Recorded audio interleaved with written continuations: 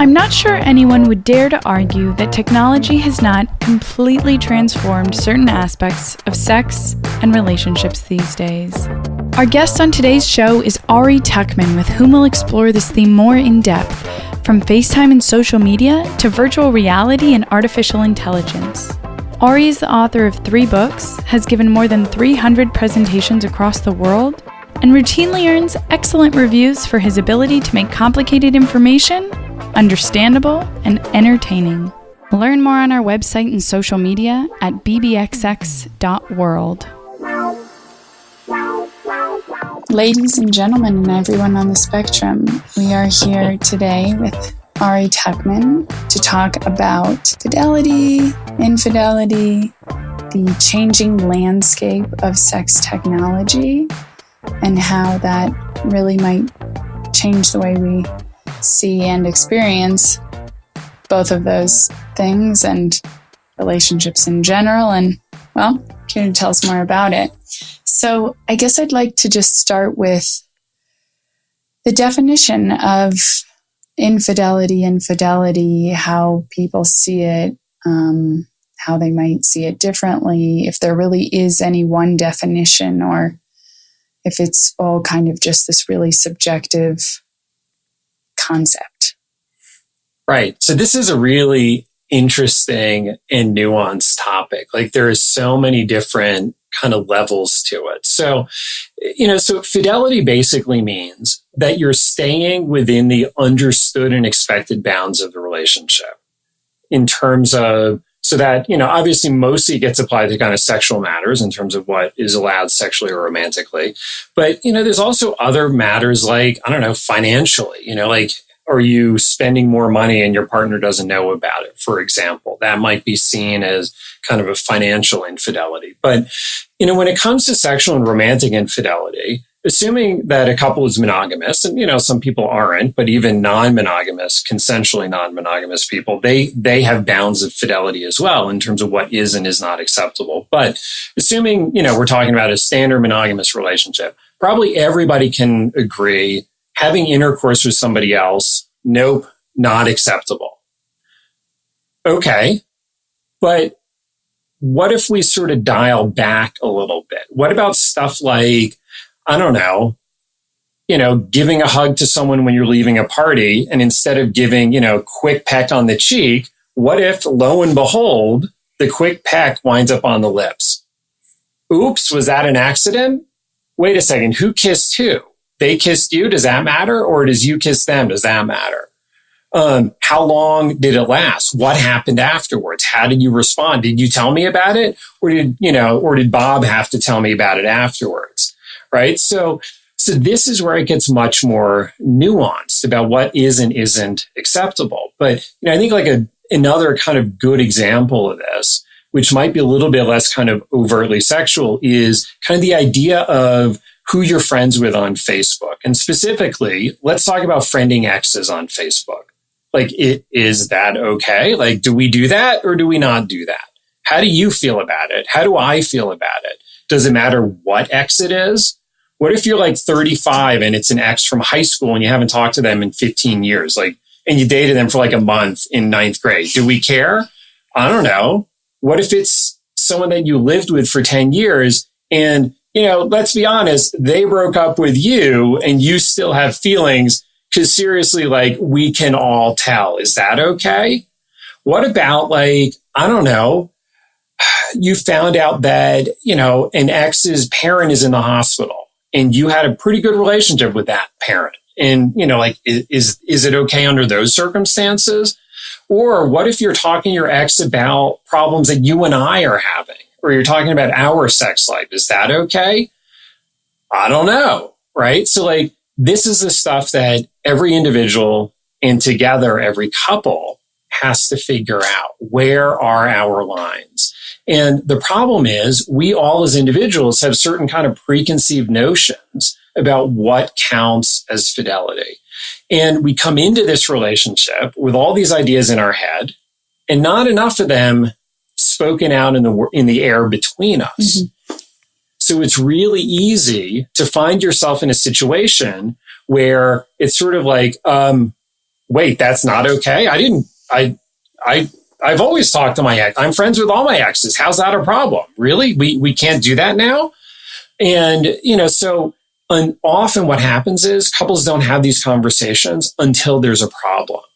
And by a problem, what I mean is somebody feels like somebody crossed the line and somebody else feels like they didn't. And now we're in an argument and somebody's hurt and somebody's defensive. And it's just not a good scene to be in. I think what's interesting is the part about disclosure, in that it's one thing if you're talking to somebody else, but you told me, I was at the ASEC conference. I met this really great person. We've been chatting about a project we're working on together. And I know that I have the context for the person. I know their name. I know how you met, versus if I just, somebody stumbles across those emails or those texts, especially not having the story behind it. It's harder to understand, but it's also like, well, why didn't you tell me? If it's nothing, why didn't you tell me about it? So I think the disclosure, and going back, as I had mentioned to you previously, somebody once told me that infidelity has to do with like hiding a version of yourself or disclosing information to somebody else, but not to your partner. So, whether you're going to your friends and talking about the problems in your relationship, but I'm not telling my partner about those problems, or I'm talking to the attractive person in the coffee shop every day that I purposefully go back because I wonder if they're still there, and they know about what problems are going on in my relationship, but my partner doesn't know. Right. So a bit about that. And then, I think it, a lot of this has to do, I think, with intent. Like, what is your intent? And, this is where it gets really kind of squishy and subjective. No, I think you keep going to the coffee shop because that really hot barista is always there. You're like, no, I just really love their coffee. Sure, it's, she makes really great coffee. Right. Such good, way better than the other 9 coffee shops I walk past to get to that one. Yeah. And it's just weirdly coincidental that every time I go, it happens to be her shift. Yeah. I don't know, like the universe must, just smile upon great coffee. What can I say, honey? Right. So what's your intent? And of course, what can happen is that it starts out with one intent. We've been talking a lot about this project. We work together and, we're texting because like, God, this customer is making me crazy. Like, they're changing again. And I got to text Jen and let her know that, we got to change it. And now all of a sudden, we're not just talking about this goddamn customer that's making us crazy. We're also talking about like other things. And we're talking about stuff that's definitely not about work. Is that cheating? I don't know. Maybe, what's your intent? Where do you want it to go? But it's also one of those things that it's possible to have two realities where it's like, look, let's say I'm the person talking to my coworker too much. I might have no intent of actually doing anything, but you as my girlfriend might look at it and say, you know what? I don't know. Maybe you don't, but I got to say, like, this makes me really uncomfortable. Like I know I saw Jen at the company picnic. She's really hot. And also, let's just make it worse. She's also kind of your type. And let's also make it worse. I feel less attractive than she is. So let's add in, your insecurities into it. And now we have a hell of a conversation, and not necessarily a productive one, definitely not an easy one, but hopefully it's one of those things where both of us can kind of hang in and like, well, okay, so let's talk about it. Like, not just you feel uncomfortable. Why do you feel uncomfortable?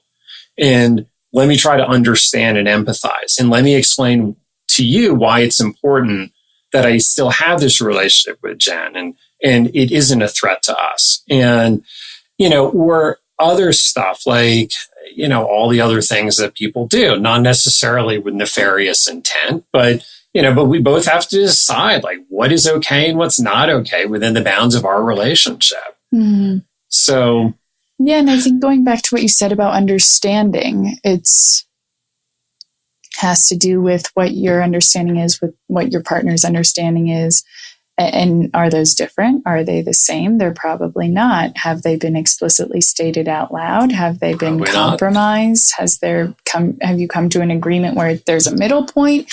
Or did you compromise with your partner's definition or both on yours? So I think that really that is such an interesting way that it kind of can transform one thing where for maybe a certain couple in general, one thing has nothing to do with infidelity, isn't even on the radar. And in the other one can like completely destroy the relationship.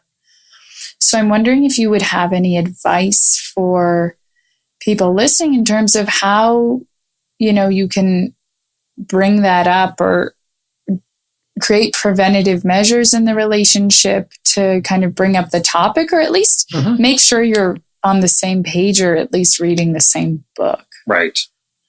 I think it's to have the conversation, preferably beforehand. What do we do if this happens? How do you feel about that?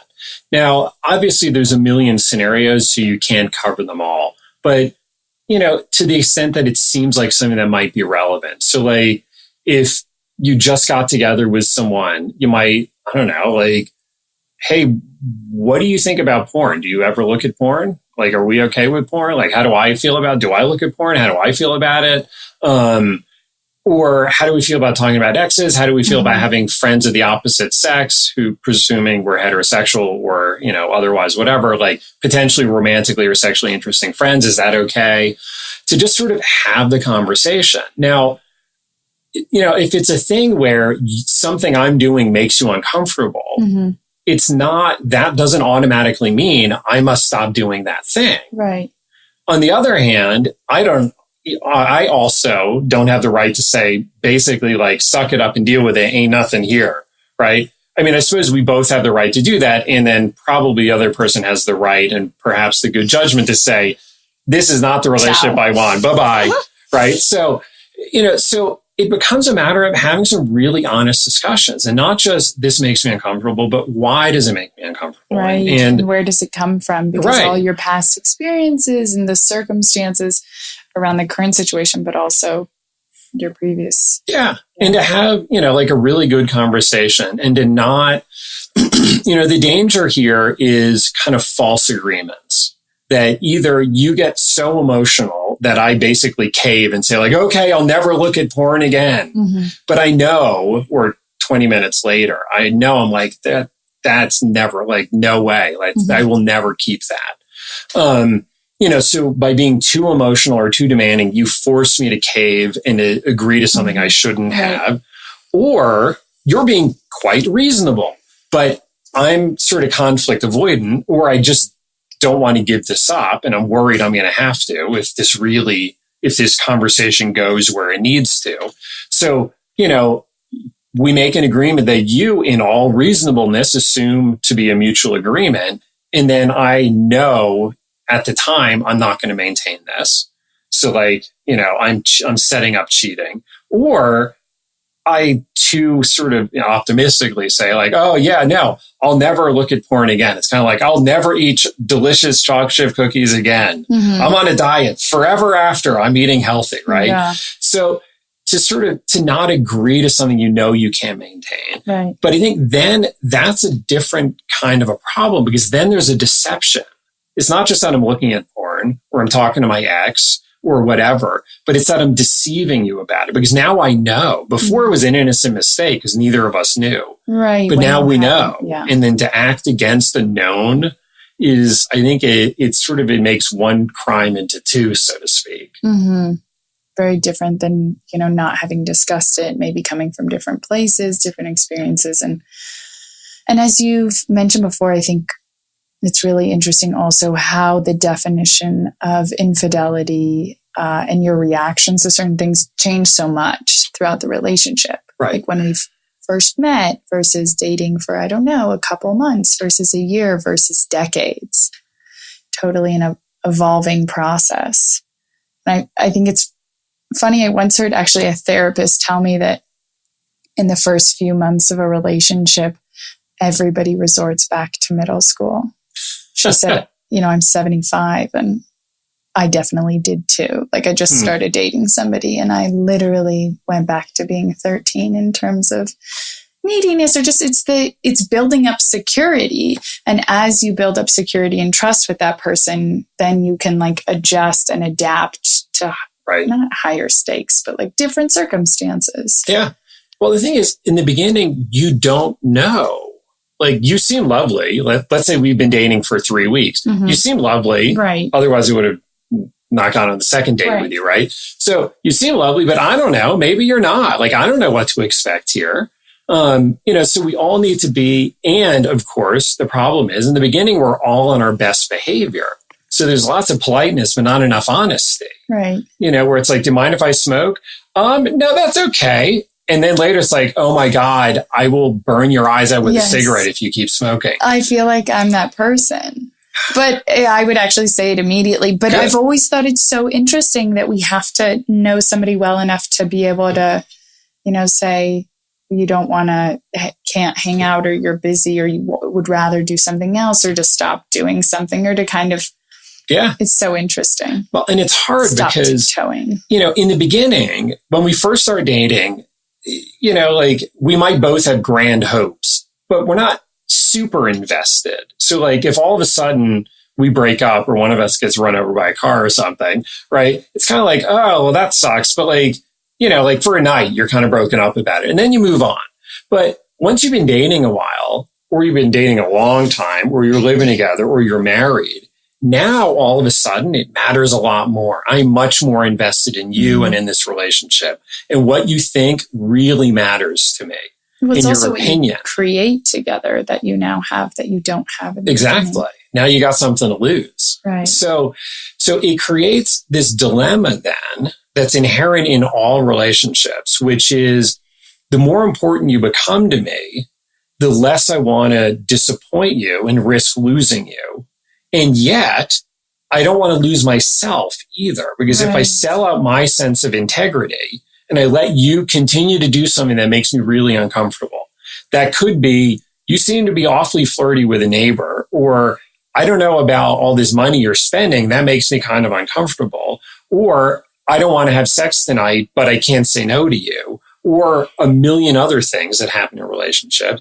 So we're caught in this dilemma of, I don't want to, upset you, but I also don't want to sell myself out. And that's the sort of balance. And, it's a matter of being able to sort of, out of a sense of integrity, to sort of respect our own needs and values and boundaries, but also to respect our partner's needs and values and boundaries, even if they're different. So like this thing of like not talking to, I don't know, like a particular friend that I have that makes you uncomfortable. I might say, you know what? There's nothing here. I'm not going to do this. Like I'm going to keep this friendship. You need to find a way to deal with it. I'd say that in a nice way, because like, I think you're being kind of nuts here. This is just your insecurities. This is not about the relationship. You need to find a way to be okay with this.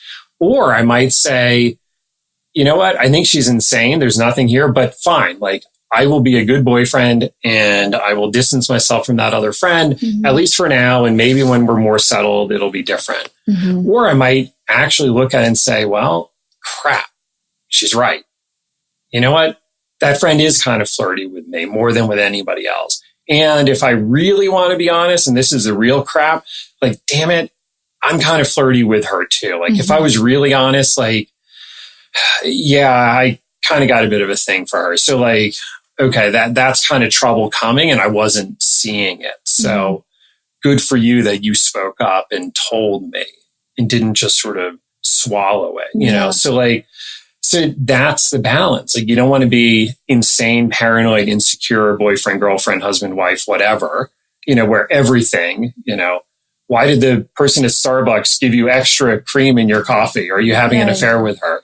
But you also don't want to be kind of blind, and people can be that too, where it's like, clearly there's stuff going on and the person isn't willing to see it, because if they see it, they got to do something with it. So, it all gets brought into this question of, what's fidelity? In terms of, we're talking about kind of present day and infidelity versus fidelity, but how much has this landscape changed? I mean, in some ways I feel like we've come a long way, but in some ways it's still a gray zone. And the problem is that as we're evolving and we've come so long, so has technology, and so has the entire scope of the issue. It's a different issue than it was even just, 5, 10, let alone 20, 50 years ago. And that's the thing. Technology has, on the one hand, made everything much more gray and nuanced, and has also created opportunities that didn't exist before. So like the gray part of it. So like, back when I was a kid, when I was a young adult, it's like Playboy magazines. So like you had a Playboy or a Penthouse or a Hustler, or you didn't, like super easy, right? And I guess it was like the Sports Illustrated, swimsuit edition, and there was like Victoria's Secret catalog. So there's some gray in there. Yeah, it literally was like clothing catalogs. Right. Paper. Right.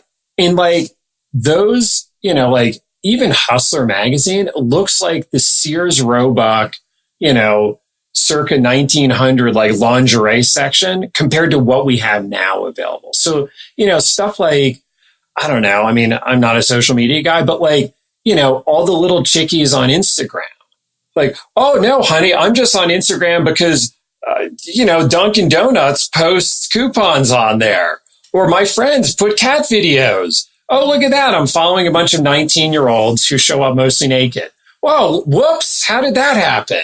Right. So like it gets, so we have many more opportunities. So like, well, but back to the Instagram thing, like it's not overtly porn. So it's not like Pornhub, but it, like probably you wouldn't want grandma scrolling through your feed either. So like, so what is it? Right. Like, is it okay? Is it not okay? Are there some people that you can follow and they're okay, but others that you can't? What if it's, so what if it's someone that you actually know in your life who posts up kind of provocative things versus some random person that you don't even know where they live? So some celebrity or just some rando on social, like, does that matter? The fact that you actually know them and talk to them, is that relevant? For some people it is. But, there's also the whole issue of, this sort of joke that like, I don't know, like back in the day before Facebook, this is how you checked up on exes. You call a friend and you say, hey, yeah, have you talked to Jill? Like, do you know anything about Jill? Like, what's she up to? Oh, she's dating? She's single? What's going on? Oh, okay, cool. Hey, by the way, if you see my wife, Heather, don't tell her I was asking about Jill, right? That's how you found out. Now, bam, Facebook, Google, whatever. Like you can know way more about Jill or whoever in an instant than you could by asking your idiot friends who probably weren't paying attention anyway, right? So like, so much more is possible. And the pornography that's available is so much more intense than looking at, some dog-eared Playboy magazine. So, like it potentially for some people crosses lines much more. There might be some people where looking at, printed porn is okay, but looking at videos isn't. Or what about like webcamming, where you're like interacting with somebody in real life? Like there is somebody actually right at this moment doing that stuff that you're watching. Is that different than watching something that got recorded even this morning, but pre-recorded and uploaded somewhere? Like, is that different? I don't know, maybe, or maybe it isn't, so again, like the grays, the nuances that didn't exist before technology. And even like Skype and FaceTime, which is mostly, like boring business meetings and like, I don't know, calling home, but like, what are people doing on there? Not just boring business meetings. So things are possible that were not possible before. As with every other technology, somehow we find a way to adapt it to use for sex, right? So like our cell phones, sure, like we call people and we look up on Google Maps, and we also send people pictures of our junk, so I don't think Steve Jobs was thinking this would be an awesome way to send naked pictures to people, but sure as hell. Maybe he was. And that would have been a good business idea if he was. But sure as hell, 3 people later, someone was like, oh, dude, you know what I could do with this? Right? So stuff that's being developed for other things. So like virtual reality headsets, let's say, which are being used for gaming, for just watching videos, for just like, holy crap, that's really cool. I can't believe that works, right? So is also then being used, shockingly, surprise, surprise, by people who make porn. So instead of like standard 2D porn and, shows up on your screen and there it is.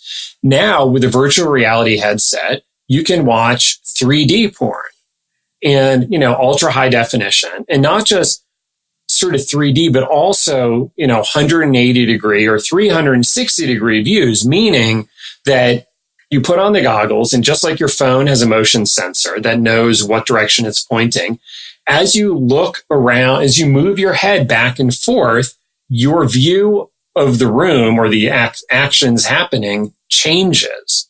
So it becomes a situation where you feel much more like you're in the scene. Now, it's one thing if it's shot as standard porn is, or as a lot of TV and movies are, from kind of the fourth wall angle of here we are like some outside observer looking in on this scene. But what's also being done is what's called POV or point of view porn. Now, there's also POV videos of non-porn stuff out there as well. But basically, it's shot from the perspective of mostly, of course, the male actor. So basically, what happens is you put on the goggles, you press play on the video, and you look down and you see basically, your chest and abs and everything below. All 8 of your abs. All 8. Much better abs. And possibly a bigger dick, but right there. And there are people doing things to that penis in the scene. So, and when you look down, you see that and you can, your bigger penis. Right. And then you look up. So let's say it's a woman riding the male actor. You look down and you can see her on top, and then you look up and you can see her boobs, and you look up more and you see her eyes. So you are right there in the scene. Now, the guy isn't doing anything. So there's this really kind of, I think, hysterical twist of fortune here that, a lot of the sort of he's not moving, which is the worst thing about porn that they have, that people should not ever learn from it. Right. So it's this awesome twist of irony that as much as people have complained that porn objectifies women, this porn actor guy is totally an object. You don't even see his face. And the thing about it is he can't move because it screws up the camera. You would get motion sick. Right. So he is basically 3/4 of a sex doll. Not even an entire, because you don't even need anything above his nipples, right? Because that doesn't, so you just cut that part off and throw it away and you just keep the lower 3/4. So it's so the male actor has been completely depersonalized, which is just this amazingly funny to me, reversal of fortune of what's happening. I wonder if they here. Get paid less. I wonder, they might. So that's interesting. So it creates a situation where, if you think about it, looking at porn in a print magazine, right? Looking at pictures online that you can scroll through a million of, looking at videos, 2D videos online, immersive 3D videos that will, what you see changes based on how you move your head and if you're looking up and down or left or right. So talk about being even more immersed in the scene compared to, flipping through pages in a magazine. Granted, this is still a solo experience. There's one person there, but does it feel like it's more than a solo experience? Does that reach a point where you, let's say, as the girlfriend or wife or husband or boyfriend, whatever, how do you feel about your partner using this stuff? Yeah. But yeah, is there some way in which this technology could be used for relationships in some way, or it's more just... It absolutely can. And, so this is more this sort of augmented reality, as it's called, where, you would put sensors on of various kinds. And then, when I'm looking at the video, I can see you show up in the video, or when I show up in the video. The technology is getting incredibly cheap. It's showing up in homes for other non-sexual uses so that the hardware is there. And it's just when you got a DVD player or a VHS or a Betamax or something to watch family movies, lo and behold, you can also play porn on that. Mm-hmm. Oh my God, I didn't know you could also get porn on DVDs. Right. I only got the DVD player so the kids could watch Disney movies, right? So, which of course then becomes a thing of like, well, did you buy it so the kids could watch Disney movies? Or was there a little bit of an unspoken hope? And do I know about your DVDs? Do I not know about your, so like it all, I don't know, it all comes back around. Yeah. And then besides the virtual reality, some of the products that are out there, whether or not they incorporate with the virtual reality, but then they also have this other field of crazy high tech. Right. So, so you've got, like, if you start with the simplest of the high tech, so to speak, when it comes to sex toys, so you've got more and more sex toys are now sort of app controlled, like so much else in our life. So instead of like fiddling with little buttons on the sex toy while you're using it, you can control settings on an app, which is actually really a much more intuitive interface because, it's kind of like, especially if there's like 9 vibration patterns and you're like 1, 2, 3, 4, wait, was it 4, 5? God damn it, I passed it. It's hard to reach. Right. And, so you can do it on your phone, which is great, unless, it's, my joke here is that, like, if in the middle of a session you get, a friend video chatting. Yeah, you got to put it on airplane mode. Yeah, because otherwise you may wind up with a friend with some unexpectedly extra benefits. Right. So, but, most of the time this is used by the person using it or their partner in the same room. So you're 3 feet away or right there, but whatever. But the thing about it is you can be halfway around the world. Like you can use that app. If your app is synchronized with their device, which is a relatively easy thing, you can control somebody else's sex toy from a million miles away. I mean, I don't remember my wife and I ever having that conversation. Hey, honey, are we allowed to give other people orgasms 1,000 miles away? Right. Somehow that didn't come up when we got married. Right, because it didn't exist. It didn't exist. So, and they probably she probably doesn't even know about it yet. Right. So, so it's this thing of like, ostensibly this is for long distance relationships. And if that's the case, my feeling is, dude, go for it. Have a great time. But at the same time, let's be honest, how big is the long distance relationship market? Like, is that really enough to sustain these kind of technological, investments? Right. I'd love to think it's for that, but then. Right. So. It's not. But, so there's that. But the thing about it is it's not just sort of amateur to amateur where, you find someone who, you want to control your sex toy or vice versa. But it's also, like professional webcam performers will allow, viewers to not just view, but, like give them control of their sex toy they're using in this live webcam show. Is that cheating? I don't know. Honey, I never touched her. And you didn't. And yet, I don't know. Some people might feel like that's crossing a line, right? So, but then there's... Right. You were participating in her physical sexual experience. Yep. You are not an uninvolved observer at that point. So it gets, again, like nuance upon nuance. To make it even more complicated here. So the next level, these are kind of one directional. You have the app, you control the toy, done. But there's also bi-directional. So there's toys made. I mean, the main company that does it is this, they're based in Amsterdam. They're called Kiiroo, Kiiroo. I don't know, maybe it means something in Dutch, but, they have sex toys that are interactive with each other. So they have a male version and a female version, or more accurately, they have the female version is basically kind of like, just looks like some generic vibrator. And then the male version kind of looks like a fleshlight in the sense that it's this kind of rather large device and the guy slips it over his penis and then it has stuff inside it that create certain sensations and it's supposed to mimic what penetration feels like, what intercourse feels like. So whatever gets done in, let's say in this case, if someone is using the vibrator, the female version, with a hand, with a mouth, in their vagina, in their anus, whatever is done there, sensors pick that up and will transmit those sensations to the guy's device.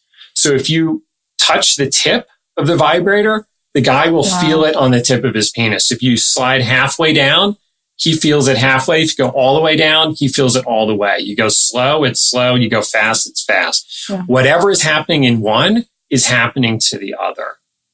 So on the one hand, long distance relationships, again, not sure what that market is, but also you can find random people and have some fun together, amateur to amateur. But you can also synchronize these devices. So, a webcammer can have one device that then sends to 100 or 1,000 devices that viewers are using. So what that person is doing with their device is being instantaneously transmitted to the other people. Is this an uninvolved observer at this point? A lot less so, right? Now you're not in the same room, but you are sharing that sexual experience in a much more physical way. You're not just seeing and hearing, you are literally feeling in live time, in, live action, what is happening on the other end of the world. Right. So I think I'd just like to close with the importance of, as we talked in the beginning, understanding, whether it's yours, whether it's mutual, whether it's discussed. And from there, respecting, if there are differences, choosing if you want to respect your definition more versus the other person's. And just the importance of trust, because trusting that, that person will respect your understanding, trusting that that person won't purposefully, go beyond it or hurt you, and just trusting that they have both of your best judgment in mind. Yeah. I think it's about communication. It's about talking about it. It's about making the implicit much more explicit, whether it's relatively small things. And then it's, technology brings us more and more stuff, whether it's overtly sexual, like these high-tech sex toys, or not necessarily intended to be sexual, but quickly becomes that way. So it's having honest discussions about it. And it's a matter of being honest, not only with the other person, but sometimes it begins with being honest with ourselves. Do I know that my partner won't be okay with this? Am I talking myself out of it? Am I talking myself out of not doing it? So I'm allowing myself to find a way to be okay with doing it. Or conversely, am I talking myself out of seeing signs that I can really see? Like, I can definitely see there's stuff here that makes me uncomfortable.